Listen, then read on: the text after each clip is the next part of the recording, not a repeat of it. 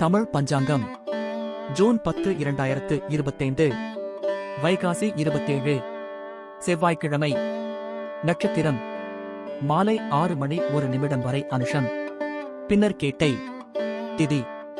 பகல் 11:35 வரை சதுர்த்தசி பின்னர் பௌர்ணமி நல்ல நேரம் காலை 7:30 முதல் 8:30 வரை மாலை 4:30 முதல் 5:30 வரை கௌரி நல்ல நேரம் அதிகாலை 1:45 முதல் 2:45 வரை இரவு 7:30 முதல் 8:30 வரை பிரம்ம முகூர்த்தம் அதிகாலை 4:09 முதல் 4:57 வரை